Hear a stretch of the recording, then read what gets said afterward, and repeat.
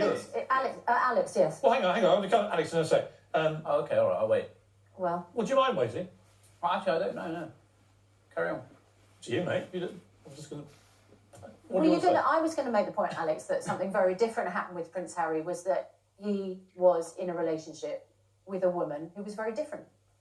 And they felt that the press then turned on them and was racist. They have had an overwhelming amount of negative press. You know, I watched the program yesterday, and yes, they had some great press around the wedding, but what press is going to trash someone's special day? There was bad press around the engagement, before the engagement, and everything that has followed since has been incredibly damaging, quite clearly to Meghan's mental health and also to Harry. And I hear Piers say that, you know, William has gone through the same thing. But do you know what? Siblings experience tragedy in their life, and one will be absolutely fine and brush it off, and the other will not be able to deal with it so strongly. And that's clearly what has happened with Prince Harry in this situation. He walked behind his mother's coffin at a tender age in front of the globe. That is going to shape a young boy for the rest of his life. So I think that we need to all take a step back. And I understand that you don't like Meghan Markle. You've made it so clear a number of times on this programme, a number of times. And I understand that you've got a personal relationship with Meghan Markle, or had one, and she cut you off. She's entitled to cut you off if she wants to. Has she said anything about you since she cut you off? I don't think she has, but yet you continue to trash her. Okay, I'm done with this. No. Sorry, no. Sorry. Sorry. Do you know what? That's pathetic. You can trash me, mate, but not mine. No. I'm being... Sorry, can't do This this. is absolutely diabolical behaviour. I'm sorry, but Piers spouts off on a regular basis, and we all have to sit there and listen. 6:30 to 7 o'clock yesterday was incredibly hard to watch. Incredibly hard to watch. This. You know, he has the ability to come in here and talk from a position where he doesn't fully understand. Okay. And I'm I think we need to. I think we need to just all take a break. Well, clearly, what that interview has done is it has raised a lot of emotion, a lot of tension, and there are enormous issues at stake here. Very important issues. I don't think there are issues that we can't overcome. Yeah. Yeah, what we need to do, Alex, is talk about them in a civilised manner, given we work at the same show, on the same team. You're launching into a pretty personally derogatory monologue. No, I wasn't. One of your colleagues isn't probably the best way to go about it, all right? Piers. So, sorry, much as I'd like to sit here taking abuse from you for hours on it, that's not going to happen. Back up for 1 second and let me finish.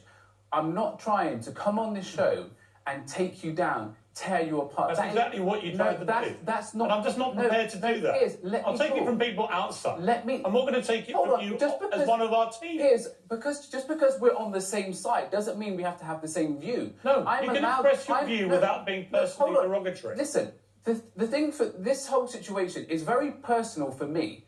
And I'm not by no way, shape or form accusing you of being a racist. You know, I have the luxury of knowing you on and off screen, and we've had conversations. I know where you stand on things.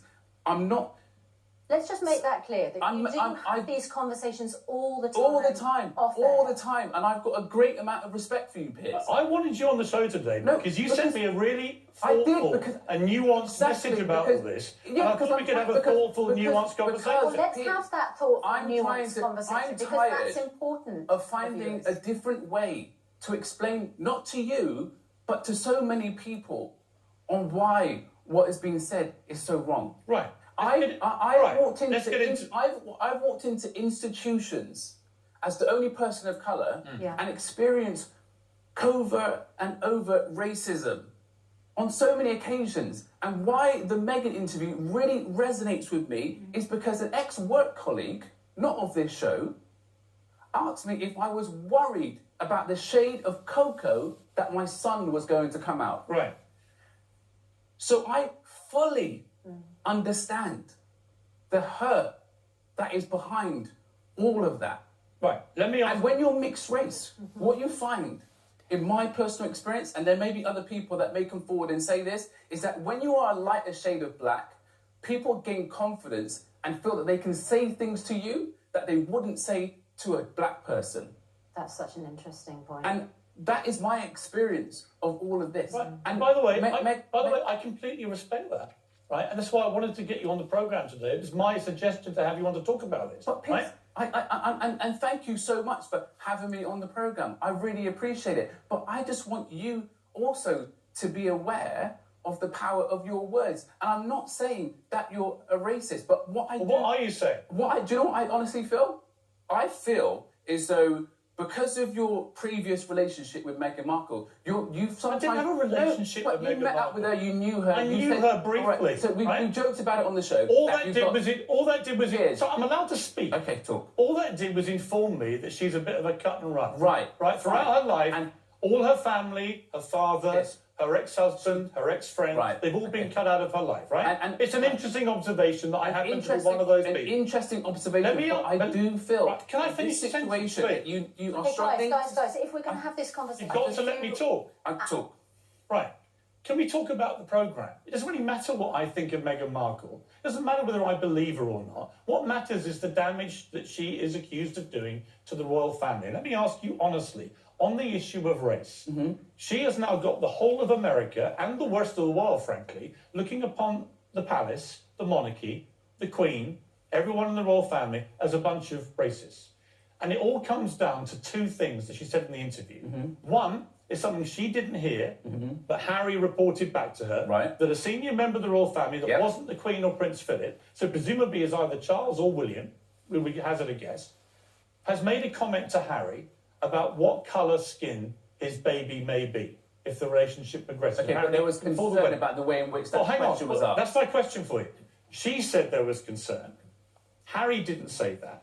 And my question for you is this, and it's a straight question I think a lot of people are asking, because you've been in this position, right? And you've been equally offended. On the receiving end of that Is there a qualitative difference between somebody perhaps innocently saying to you, out of interest, if you have one parent is white, one parent is black, you know, what colour could your baby be? Let me finish. What colour could your baby be? Is there a difference between that question phrased in that innocent, perhaps, way, and somebody doing it in a tone that says, well, how dark is your baby going to be? Well, I think, in a derogatory, perhaps racist tone. Exactly, and there is a difference. But what we're getting from the interview is that it was said in a negative way. She said that, but he didn't, did he? Listen, stop separating Harry and Meghan. They are a team, quite clearly. A very strong team. And I do believe that she backs him up and he backs her up. Right. So, and like I said, tone and language is everything. But is there a difference? When it was said to me, the key word was, are you worried? Right. Yeah. Right. Okay. But that to me is and racist. There's a big difference. That to me is racist. But that's what she is racist. Do you think it's racist? It's a legitimate question many people have asked.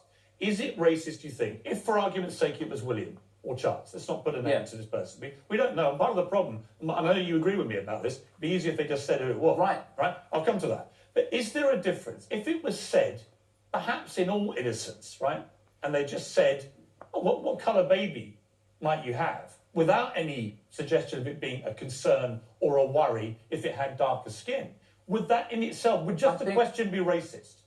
That in itself is fine, but you have to think about how it feels on the receiving end, because what we're speculating is as to how that message... I don't know how it was communicated. Right, what I would say to you is, if it was done as a worry or concern... We also have to take into consideration how it felt. The other thing that we also have to think about, and I've publicly said this on Twitter, Piers, I agree with you now that I feel that they should have named the person, because all it's led to is all of us asking loads of questions, and I personally am looking at the royal family as to which one could Who's it be. The racist, yeah. Who's the racist? But again, we have to also just take a step back. Do you know how much courage it takes to actually speak about racism, to actually call it out? Because I've been in situations where I haven't called out every single bit of racism that's happened to me based on how I've been treated or how it was handled in the past. Because you're worried about a backlash. And you're also worried about a backlash. And there will be people that will treat Harry and Meghan differently because they've spoken out. Okay. But this is the whole thing. We've got to get comfortable talking about the uncomfortable. And that's why it's important for me and you to have this conversation. Right, but let's just not make it personal. It's fine. It's not... You made it personal. Well, let's move on you know from what? that. It's hard because, Alex, you know what? We talk